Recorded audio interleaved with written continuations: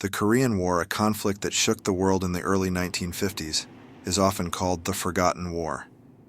Yet for the soldiers who fought, the families who lost loved ones, and a nation divided, this war has never faded from memory.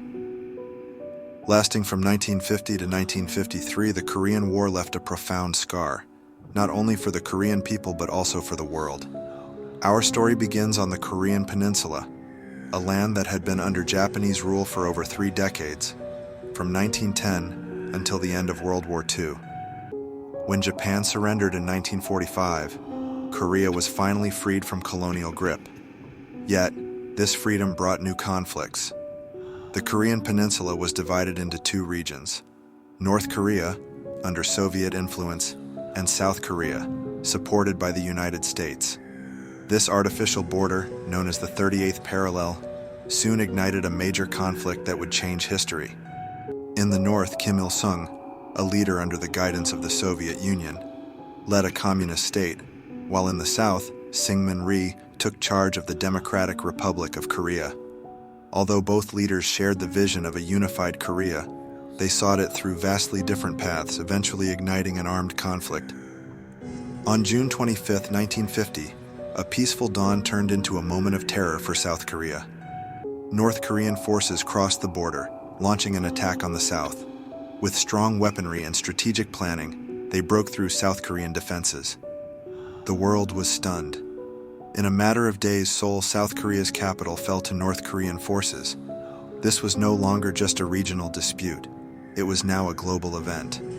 President Harry S. Truman of the United States feared that this invasion was part of a Soviet strategy to spread communism throughout East Asia. Determined to stop this, Truman quickly mobilized the United States, along with other nations under the United Nations, to support South Korea. The conflict had now escalated into a global war involving more than 20 nations.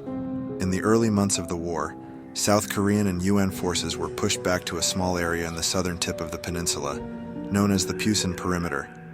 Many believed South Korea would soon fall. However, the determination of the UN forces, led by General Douglas MacArthur, sparked new hope. With brilliant planning, MacArthur launched a counterattack known as the Incheon Landing in September 1950.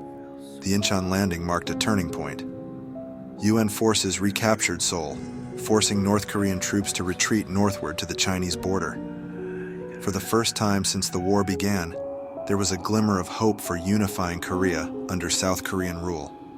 But that hope was soon dashed when China, feeling threatened by the advance of UN forces, decided to intervene.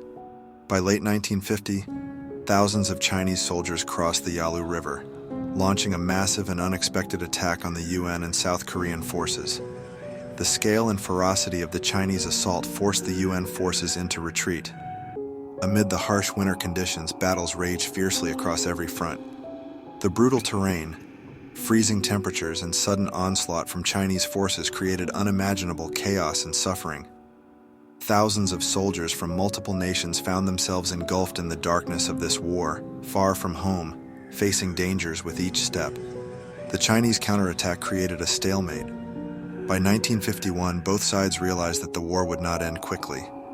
The Korean War shifted into a trench warfare phase, with each side waiting for an opportunity to strike but making little progress.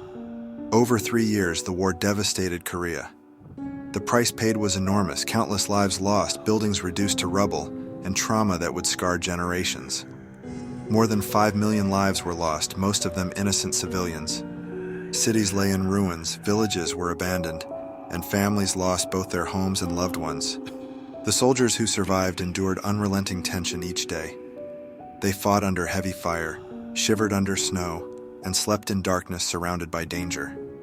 The trauma of this war stayed with them throughout their lives, leaving scars both physical and psychological.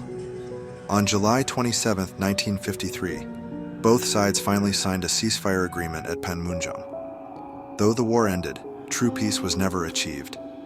The Korean Peninsula remains divided to this day, with a demilitarized zone stretching along the 38th parallel, a haunting reminder of a conflict that has never fully healed.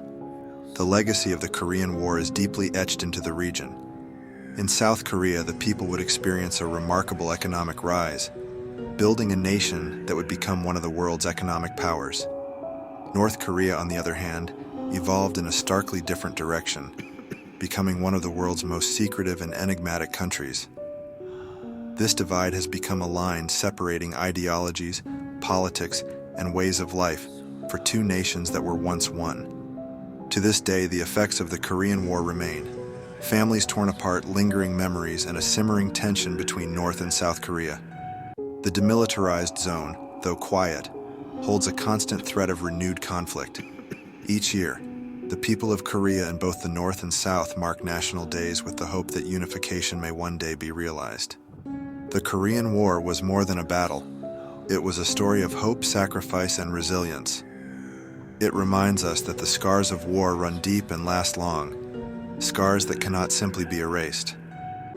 Thank you for watching.